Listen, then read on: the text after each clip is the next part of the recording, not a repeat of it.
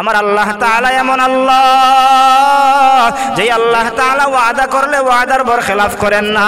আমার আল্লাহ তাআলা এমন দয়ার আল্লাহ যে আল্লাহ তাআলা কাউকে জান্নাত দিলে আর জান্নাত থেকে বের করেন না।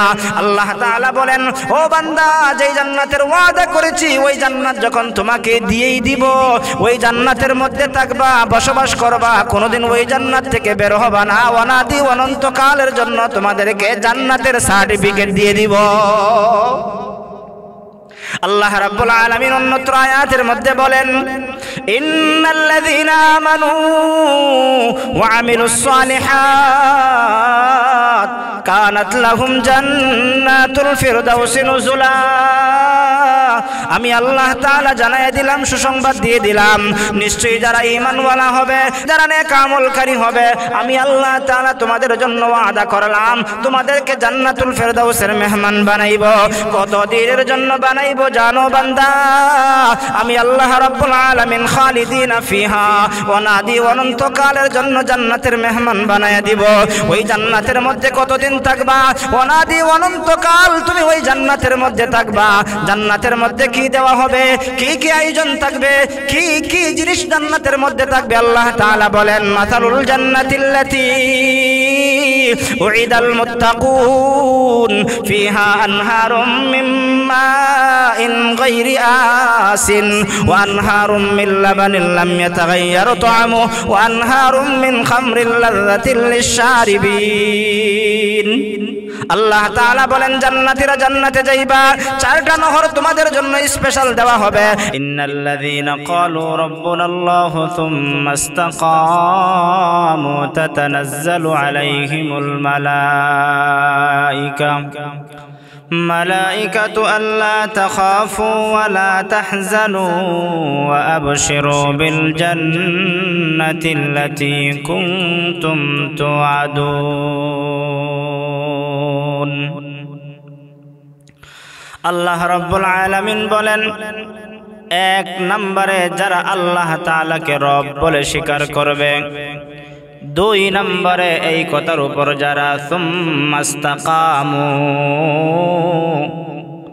অটল অবিচল যারা থাকবে, এই দুইটা গুণে গুণান্বিত যারা হবে, আল্লাহ রাব্বুল আলামিন বলেন, ওই বান্দা অথবা বান্দি যখন দুনিয়া থেকে বিদায় হয়ে যাওয়ার সময় হয়ে যাবে, অর্থাৎ সকরাতের সময় আল্লাহ রাব্বুল আলামিন ওই বান্দার কাছে রহমতের ফেরেশতা নাজিল করে দিবেন। এই আয়াতের ব্যাখ্যায় মুফাসসিরিনে কেরাম লেখেন, দুনিয়াতে কেউ ফেরেশতা সচক্ষে দেখে নাই, কিন্তু তিন সময়ে মানুষ ফেরেশতা দেখতে পাইবে। এর মধ্যে এক নাম্বার হলো সকরাতের সময়, তার মৃত্যুর আগ মুহূর্তে রহমতের ফেরেশতা হোক অথবা গজবের ফেরেশতা হোক, সকরাত চলাকালীন সময় তার সামনে ফেরেশতা সচক্ষে আসবে, সে দেখতে পাবে।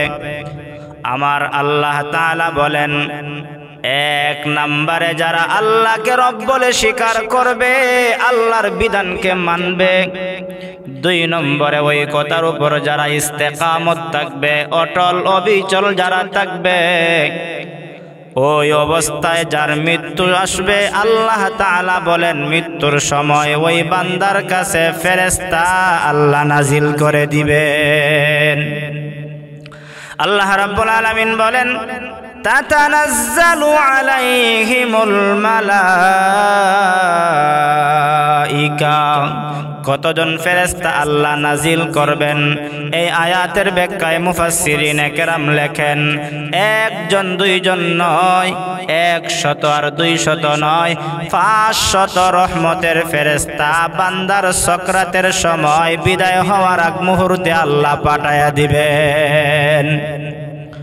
ওই সমস্ত ফেরেশতারা ওই আল্লাহর বান্দা রব বলে স্বীকার করনেওয়ালা বান্দার কাছে আইসা বলবে, আল্লাহ তাখাফু,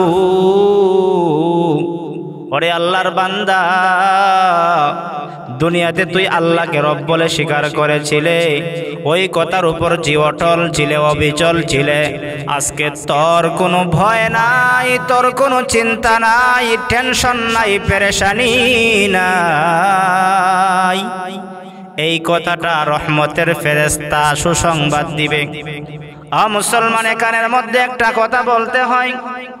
একটা মানুষ যখন দুনিয়া থেকে বিদায় হবে, তখন সময় তার জানটা, রূহটা বের করার জন্য নির্ধারিত ফেরেশতা মালাকুল মউত আজরাইল আসবে তার জানটা কবজ করার জন্য। আয়েশা তার জানটা কবজ করার জন্য, রূহটা বের করার জন্য ওই বান্দার হাত দিয়া প্রবেশ করতে চাইবে, হাত বাধা প্রদান করবে, না না ওই হাত দিয়া তোমাকে প্রবেশ করতে দিব না। হায়াতের জিন্দিগিতে আল্লাহর ওই বান্দাটা হাত দিয়া ভালো কাজ করেছে, নেক কাজ করেছে, সত্যের পক্ষে হাতটাকে ব্যয় করেছে, জিহাদের ময়দানে তার হাতটাকে ব্যবহার করেছে, সত্য সাক্ষী দেওয়ার জন্য সিগনেচার করেছে, সত্যের পক্ষে কলম ধারণ করেছে, কোরআন লেখেছে, হাদিস লিখেছে, কোরআন এবং হাদিসের পক্ষে তার কলমটাকে ব্যবহার করেছে।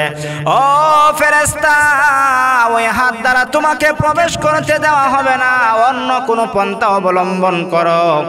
এবার আজরাইল ফেরেশতা হাত দিয়া প্রবেশ না করতে পারায় পায়ের দিকে চলে যাবে তার রূহটা বের করার জন্য। পায়ের দিকে যাবে, পায়ে ডাক দিয়া বলবে, না না পা দিয়াও তোমাকে প্রবেশ করতে দিব না। বলে, কেন দিবা না? বলে, ওই পা দিয়া ওই আল্লাহর বান্দাটা হায়াতের জিন্দেগিতে কোনোদিন চুরি করতে যায় নাই। ওই পা দ্বারা হেঁটে হেঁটে আল্লাহর ঘর মসজিদের মধ্যে গিয়েছে, পা দ্বারা হেঁটে হেঁটে এরকম ভাবে তাফসির মাহফিলে গিয়েছে, পা দ্বারা হেঁটে হেঁটে সত্য সাক্ষী দেওয়ার জন্য গিয়েছে, পা দ্বারা হেঁটে হেঁটে দুনিয়াতে যা কিছু আছে ভালো কাজ, সমস্ত ভালো কাজের মধ্যে অংশগ্রহণ করেছে। অতএব বান্দার পা দিয়া তোমাকে প্রবেশ করতে দিব না, অন্য কোনো পন্থা অবলম্বন করো। এবার ফেরেশতা মালাকুল মউত তার চক্ষু দিয়া প্রবেশ করতে চাইবে, চক্ষুও দিবে না। চক্ষু বলবে, এই চোখ দ্বারা সব সময় কোরআন তেলাওয়াত দেখেছে, চক্ষু দ্বারা সব সময় ভালো কাজ দেখেছে, ভালো জিনিস চোখ দ্বারা এরকম ভাবে পর্যবেক্ষণ করেছে, চোখ দ্বারাও দেওয়া হবে না, অন্য কোনো পন্থা অবলম্বন করো। আল্লাহর প্রেরিত ফেরেশতা আজরাইল আলাইহিস সালাতু ওয়াস সালাম এবার কান দিয়া প্রবেশ করতে চাইবে। ওই মালাকুল মউত আজরাইল যখন কান দিয়া প্রবেশ করতে চাইবে, কান ডাক দিয়া বলবে, না না ওই কান দিয়া তোমাকে প্রবেশ করতে দিব না। কারণ বান্দা বালেগ হওয়ার পর থেকে ওই কান দ্বারা কোনোদিন গান বাজনা শুনে নাই, ওই বান্দা কান দিয়া কোনোদিন এরকম ভাবে বাদ্যযন্ত্র শুনে নাই, ওই কান দ্বারা কোনোদিন মিথ্যা কথা শ্রবণ করে নাই, ওই কান দ্বারা যত কিছু শুনেছে কোরআন এবং সুন্নাহ, আল্লাহ এবং আল্লাহর রাসূলের কথা শুনেছে, মসজিদের আজানের আহ্বান শুনেছে, ইমাম সাহেবের তেলাওয়াত শুনেছে, আল্লাহু আকবারের ধ্বনি শুনেছে। সত্য শোনার জন্য ওই কানটা সব সময় ভালো ব্যবহারে কাজটা কানটাকে ব্যবহার করেছে। অতএব কান দ্বারা তোমাকে প্রবেশ করতে দেওয়া হবে না। নিরুপায় হইয়া ওই আল্লাহর প্রেরিত ফেরেশতা আল্লাহর দরবারে চলে যাবে। আল্লাহ আপনারা বললেন আপনার ওই বান্দার জানটা কবজ করার জন্য, কিন্তু আমি তো গেলাম, তার হাত বাধা দেয়, পা বাধা দেয়, এরকম ভাবে চক্ষু বাধা দেয়, কান বাধা দেয়, কিভাবে আমি তার রূহটা বের করব? আল্লাহ রাব্বুল আলামিন বলবেন, তার সমস্ত অঙ্গ প্রত্যঙ্গ যা করেছে যথার্থ করেছে, কারণ যেমন ব্যবহার হাত পা দ্বারা করেছে তা সেইভাবে সাক্ষী দিয়েছে। অতএব তুমি যদি আমার বান্দার জানটা কবজ করতে চাও, আমার বান্দার জানটা আমি আল্লাহর জন্য পাগল, অতএব তুমি ফেরেশতার হাতের মধ্যে আল্লাহ শব্দটা লেখো। আল্লাহ শব্দটা লেখা যখন আমার বান্দা দেখবে, রূহটা বের হওয়ার জন্য পাগল পারা হয়ে যাবে। রূহটা বের হওয়ার জন্য যখন পাগল পারা হয়ে যাবে, তার জবান দিয়ে তুমি প্রবেশ কইরা ওই আল্লাহর বান্দার জানটা তুমি এরকম ভাবে বের করবা, যাতে করে আমার মুমিন বান্দা, আল্লাহওয়ালা বান্দার কোনো কষ্ট হয় না। ওই আল্লাহওয়ালা বান্দার জানটা যখন কবজ করা হয়ে যাবে, আল্লাহর ফেরেশতা জানায় দিবে, আল্লাহ তাখাফু, বান্দা তোর কোনো ভয় নাই, ওয়ালা তাহজানু, তোর কোনো টেনশন নাই, চিন্তা নাই। দুইটা ছেলে রেখে যাচ্ছ, ছেলের জন্য টেনশন করতে হবে না। তোর বিবিটা রেখে যাচ্ছ, তার জন্য চিন্তা করতে হবে না। তোর ধন সম্পদ রেখে যাচ্ছ, তার জন্য টেনশন করতে হবে না। তোর যেরকম ভাবে টেনশন নাই, তোর আলে আওলাদের জন্য কোনো টেনশন নাই। আমি আল্লাহ তাআলা তোর জিম্মাদার হয়ে গেলাম, তোর সব কিছুর জিম্মাদার আমি আল্লাহ হয়ে গেলাম। তোর কোনো ভয় নাই, তোর কোনো টেনশন নাই।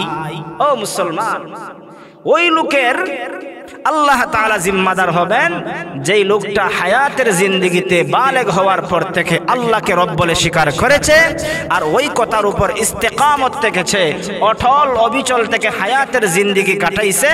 ওই বান্দার মৃত্যুর সময় রহমতের ফেরেশতা আসবে, ওই রহমতের ফেরেশতা আইসা জানায় দিবে, বান্দা তোর কোনো ভয় নাই, টেনশন নাই, আমরা তোর সঙ্গে ছিলাম, আসি, জান্নাত পর্যন্ত তোর সঙ্গে আমরা থাকবো। জুড়ে বলুন সুবহানাল্লাহ। আমার মুসলমান ভাইরা, ওই আল্লাহওয়ালা বান্দার জন্য কেমন সুসংবাদ!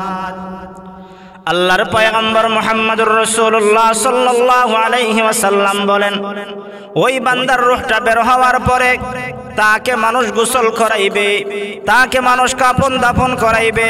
কাফন দাফন করানোর পরে যখন তাকে কবরের মধ্যে রাখা হবে, কবরের মধ্যে রাখার পরেও রব সম্পর্কে সর্বপ্রথম জিজ্ঞাসা করা হবে।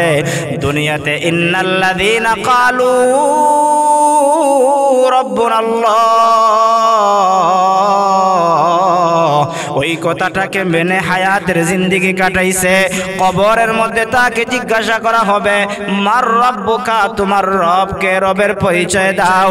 ওই আল্লাহওয়ালা বান্দা দুনিয়াতে রবকে ডেকেছে, রবের বিধান মতো জীবনটাকে চালাইছে, রব্বি আল্লাহ, তার জবান দিয়া কবরের মধ্যে অটোমেটিক চলে আসবে।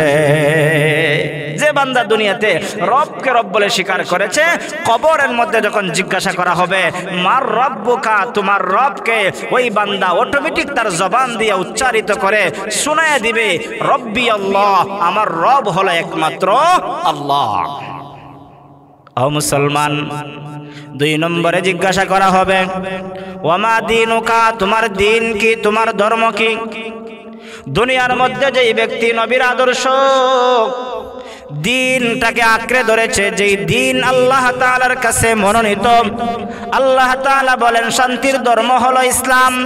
এই ইসলাম সম্পর্কে, দিন সম্পর্কে যারা শুনেছে, মেনেছে, কবরের মধ্যে তার জবান দিয়ে আসবে দীনিয়াল ইসলাম, আমার ধর্ম একমাত্র হলো ইসলাম। আল্লাহ রাব্বুল আলামিন কোরআনুল কারীমের মধ্যে বলেন, ইন্নাদ-দীনা ইনদাল্লাহিল ইসলাম, আমি আল্লাহ তাআলার কাছে মনোনীত একমাত্র ধর্ম হলো ইসলাম। আল্লাহ স্পষ্ট ভাষায় জানাই দিয়েছেন মনোনীত ধর্ম একমাত্র ইসলাম। আর ইসলামের গণ্ডির ভিতরে তাইকা যারা আল্লাহকে রব বলে স্বীকার করে যেতে পারবে, ওই বান্দাকে যখন কবরের মধ্যে দিন সম্পর্কে জিজ্ঞাসা করা হবে, ইসলাম সম্পর্কে জিজ্ঞাসা করা হবে, অটোমেটিক ওই বান্দার জবান থেকে চলে আসবে দীনিয়াল ইসলাম, আমার ধর্ম একমাত্র হলো ইসলাম। সুবহানাল্লাহ।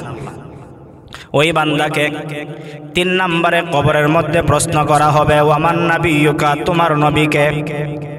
ওই বান্দাকে নবী সম্পর্কে জিজ্ঞাসা করার সঙ্গে সঙ্গে দুনিয়াতে যারা নবীর আদর্শওয়ালা উম্মত ছিল, নবীর আদর্শ বাস্তবায়ন করেছে, নবীর রেখে যাওয়া ইসলামকে যারা আঁকড়ে ধরেছে, নবী যেই দ্বীনের জন্য মেহনত করেছেন, ওই দ্বীন ইসলামকে যারা আঁকড়ে ধরেছে, নবী যা আদেশ করেছেন তা যারা পালন করেছে, নবীর সুন্নত যারা পালন করেছে, নবীর আদর্শওয়ালা উম্মত যারা হতে পেরেছে, নবীর কথা জিজ্ঞাসা করার সঙ্গে সঙ্গে ওই আল্লাহর বান্দার জবান থেকে চলে আসবে, হাদা নাবিয়ুনা মুহাম্মাদুর রাসূলুল্লাহ সাল্লাল্লাহু আলাইহি ওয়াসাল্লাম, তিনি হলেন নবী মুহাম্মাদুর রাসূলুল্লাহ সাল্লাল্লাহু আলাইহি ওয়াসাল্লাম। সাল্লাম।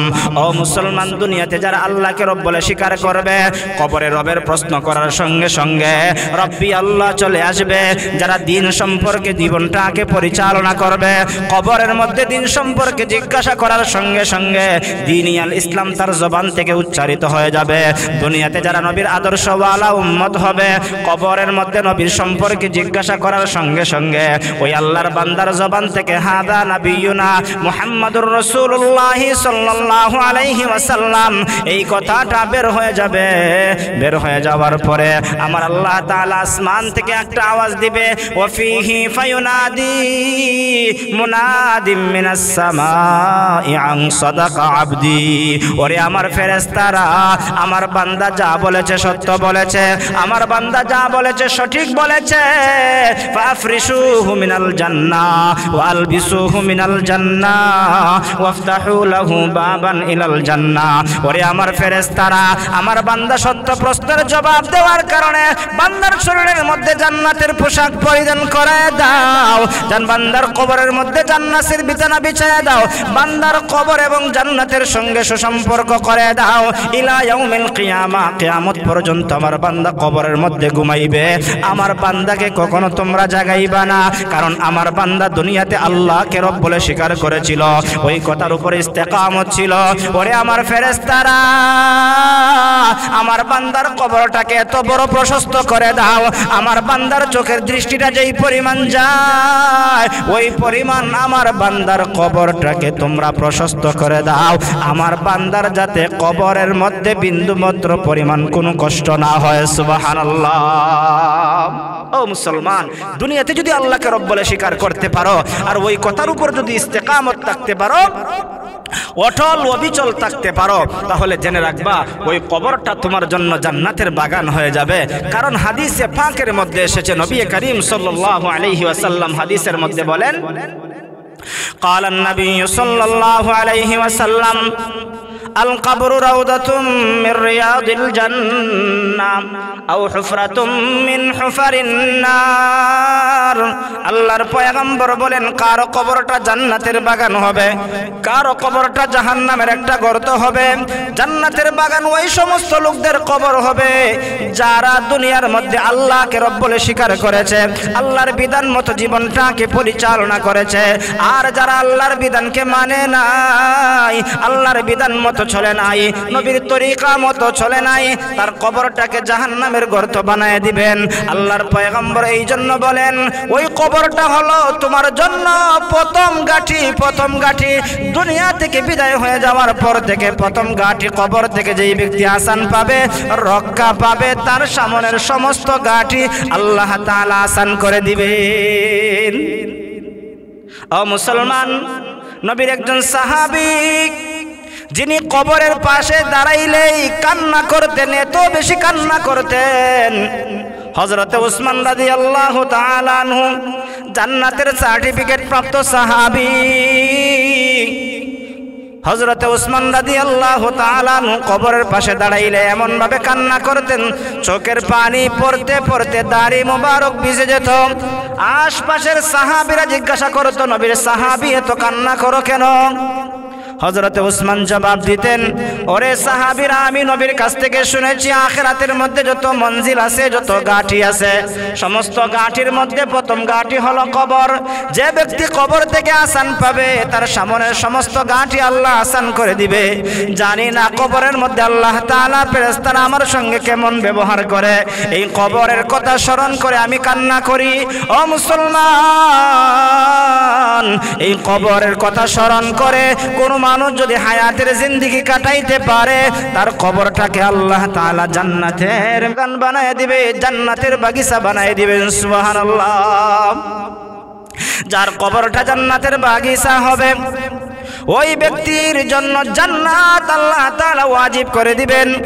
আল্লাহ তাআলা বলেন, ওয়া আবশিরু বিল জান্নাহ, ওই জান্নাতের সুসংবাদ গ্রহণ করো যে জান্নাতের ওয়াদা আমি আল্লাহ তাআলা দুনিয়াতে দিয়েছিলাম কোরআনের মাধ্যমে, যেই জান্নাতের ওয়াদা আমি আল্লাহ তাআলা দিয়েছিলাম হাদিসের মাধ্যমে, যেই জান্নাতের ওয়াদা আমি আল্লাহ তাআলা দিয়েছিলাম নবী পয়গম্বরকে পাঠাইয়া।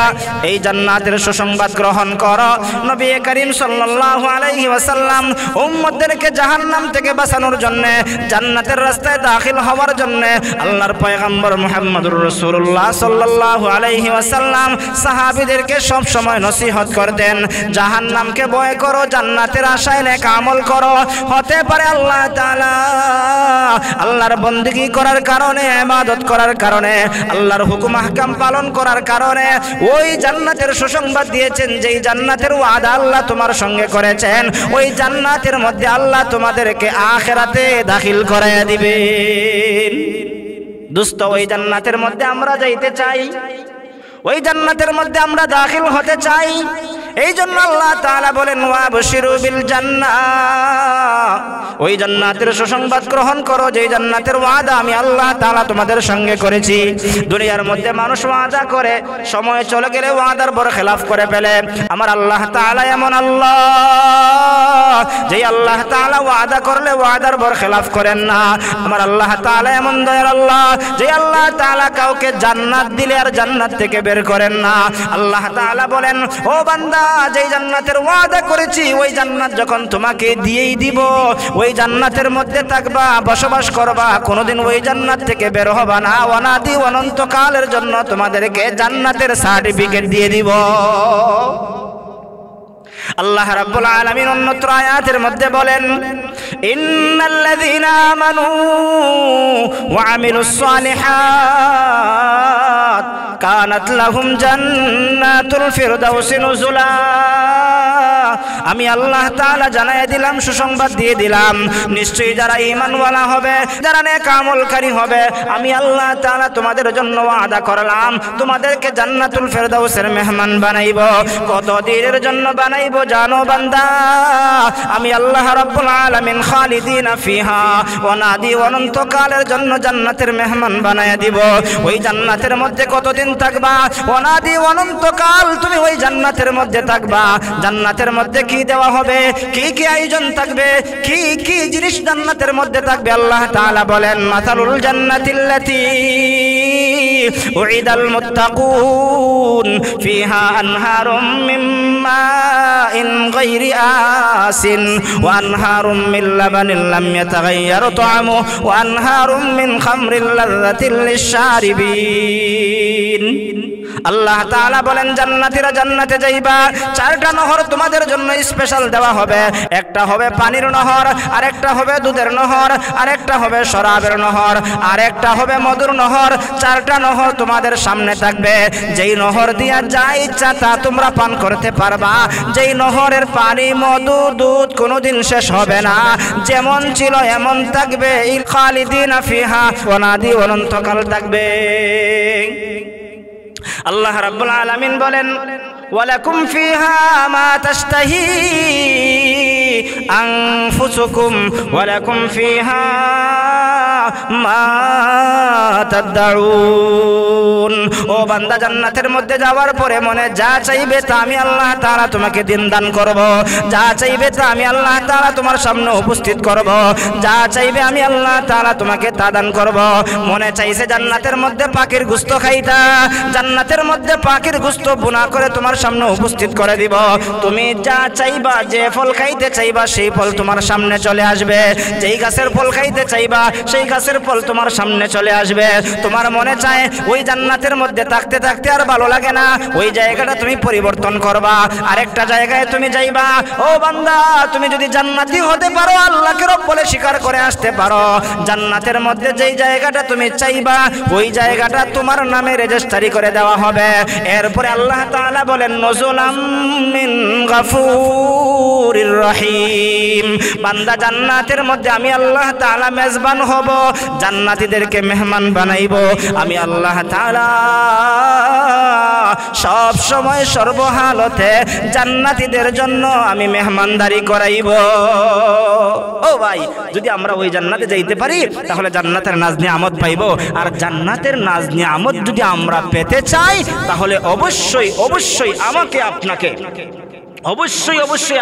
আমাকে হায়াতের জিন্দেগিতে আল্লাহ তাআলাকে রব বলে স্বীকার করতে হবে। ওই কথার উপর ইস্তেকামত থাকতে হবে। ওই কথার উপর ইস্তেকামত থাকতে পারলে জান্নাত পাবো। জান্নাতের মধ্যে অনাদি অনন্তকাল থাকতে পারবো। জান্নাতের মধ্যে স্বয়ং আহকামুল হাকিমিন আল্লাহ তাআলাকে দেখতে পাইব। সুবহানাল্লাহ। জান্নাতের মধ্যে কিভাবে আল্লাহ তাআলাকে দেখতে পাইব? জান্নাতীরা জান্নাতের মধ্যে যাওয়ার পর জান্নাতীরা জান্নাতের মধ্যে থাকবে।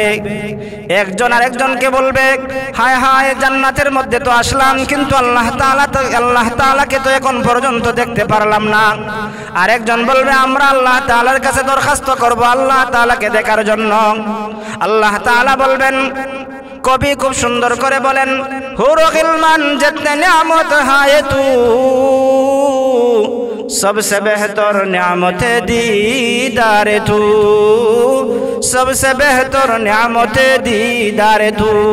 ওরে বান্দা, জান্নাতের মধ্যে আসলা, হুর দিলাম, গিলমান দিলাম, হাজারো হাজারো নিয়ামত দিলাম, তারপরেও তোমাদের কি চাওয়া, তোমাদের কি আশা? ওই জান্নাতি পাগলের দলেরা বলবে, আল্লাহ জান্নাতের মধ্যে আসছি, আলহামদুলিল্লাহ, শুকরিয়া আদায় করি, তবে জান্নাতের মধ্যে যেই জিনিসটা দেখার জন্য আসছি, আপনাকে না দেখা দুনিয়াতে আপনার কুদরতি সেজদা করেছি, আপনাকে না দেখিয়া ফজরের সময় ঠান্ডা পানি দিয়ে উযু করে আপনার গোলামি করেছি। মনের ভিতরে আশা ছিল আপনাকে দেখি নাই, জান্নাতের মধ্যে আপনাকে দেখব। জান্নাতের মধ্যে আসলাম, এখন পর্যন্ত আপনাকে দেখতে পারলাম না। আল্লাহ রাব্বুল আলামিন জান্নাতের মধ্যে জান্নাতীদের সঙ্গে সাক্ষাৎ করে তাদের সঙ্গে দেখা করবেন। সুবহানাল্লাহ। সংক্ষিপ্ত কথা, জান্নাতের মধ্যে যেতে পারলে আল্লাহ তাআলাকে দেখতে পারবো, আল্লাহ তাআলার দিদার লাভ করতে পারবো, আল্লাহর পয়গম্বরকে দেখতে পারবো। আল্লাহ রাব্বুল আলামিন যেন আমাদের সবাইকে আল্লাহ তাআলার বিধিবিধানগুলো মেনে আল্লাহ তাআলাকে রব বলে স্বীকার করে হায়াতের জিন্দেগি কাটানোর তৌফিক দান করেন। আমিন।